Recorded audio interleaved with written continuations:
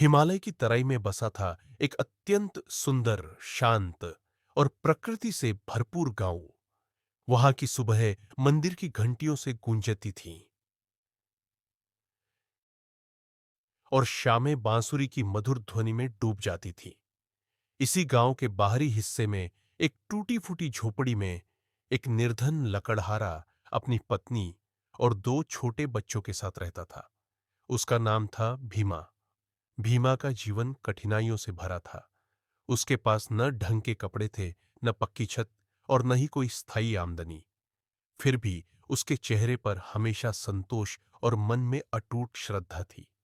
वह शिव भक्त था, और वह भी ऐसा भक्त जो भगवान शिव को न किसी विशेष अवसर पर पुकारता, न ही किसी लाभ के लिए पूजा करता था। वह हर सुबह सूर्य उदय होने से पहले नदी से तांबे का लोटा भरता, मंदिर जाता और शिवलिंग पर जल चढ़ाकर घंटों बैठकर एयूएम नमः शिवाय का जाप करता।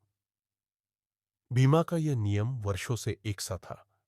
जंगल में जाकर लकड़ी काटना, गांव में बेचकर जो थोड़ा पैसा मिले उससे घर चलाना और फिर मंदिर जाना। उसकी पत्नी भी उसमें यही आस्था देखती थी। वह अक्सर कहती, हम गरीब जरूर हैं, लेकिन हमारे पास भोलेनाथ हैं। जब वे साथ हैं तो डर कैसा। एक दिन की बात है। सावन का महीना था। बादल घने थे और हल्की बूंदाबांदी हो रही थी। जंगल में चारों तरफ हरियाली थी। भीमा रोज की तरह लकड़ी काटने गया था।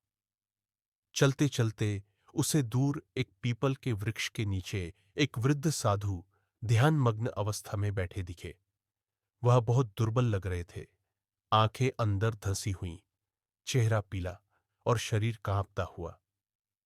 भीमा ने बिना देर किए अपनी पोटली खोली और उसमें से बची हुई सूखी रोटी और गुड़ का टुकड़ा निकालकर साधु के सामने रख दिया। उसने पास के झरने से पानी भरकर उन्हें पिलाया और खुद नीचे जमीन पर बैठ गया। साधु ने भोजन ग्रहण किया, फिर उसकी ओर देखकर मुस्कुराए और बोले, तू खुद निर्धन है पुत्र, फिर भी अपने हिस्से का भोजन मुझे दे दिया। भीमा ने शांत स्वर में उत्तर दिया, बाबा, मैं जो भी करता हूं वह भगवान शिव की कृपा समझकर करता हूं। सेवा भी उन्हीं की है और यह भोजन भी उन्हीं का प्रसाद। साधु की आंखों में गहराई से झलकती थी कोई विशेष चेतना। वह बोले, तू क्या चाहता है? धन, वैभव, सम्मान? जो मांगेगा आज तुझे मिलेगा।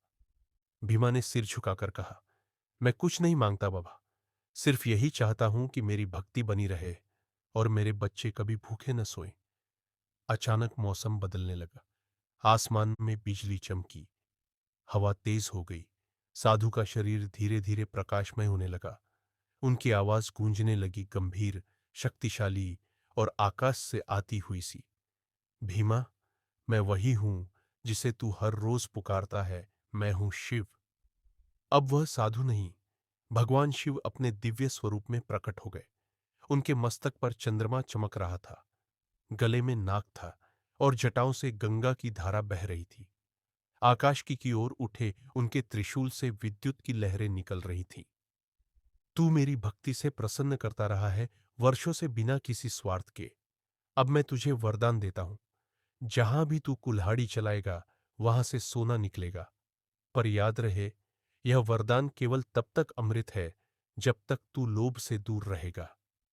भीमा ने कांपते हुए हाथ जोड़ लिए। उसकी आंखों से आंसू बह रहे थे और मन भक्ति में डूबा हुआ था। अगले दिन वह फिर जंगल गया। जैसे ही उसने कुल्हाड़ी चलाई, मिट्टी से सोने की चमक झलकने लगी। वह सन्न रह गया। फिर भी उसने बस एक मुट्ठी भर सोना निकाला, सिर्फ उतना जितना जरूरत भर था।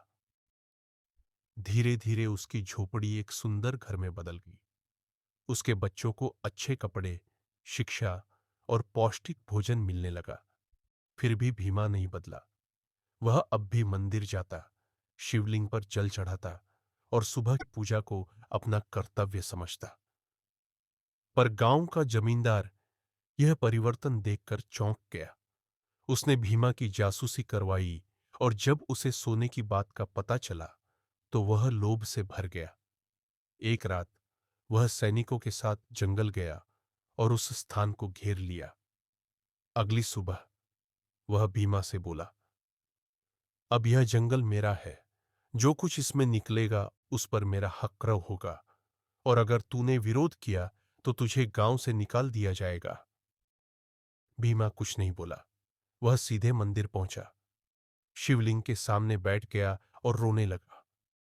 वह कुछ बोल नहीं रहा था, सिर्फ उसका दिल पुकार रहा था, भोलेनाथ, मेरे रक्षक, मेरी लाज आप ही रख सकते हैं।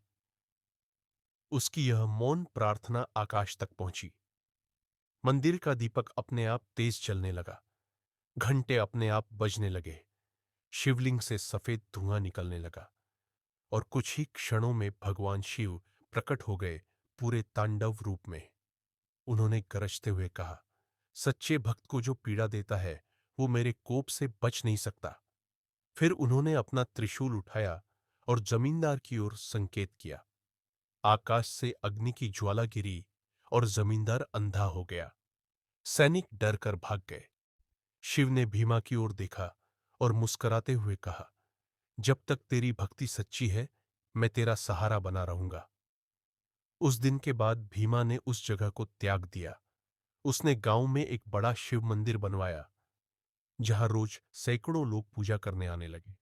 उसने लोभ से सदा दूरी बनाए रखी और अपना जीवन सेवा, भक्ति और संतोष में व्यतीत किया।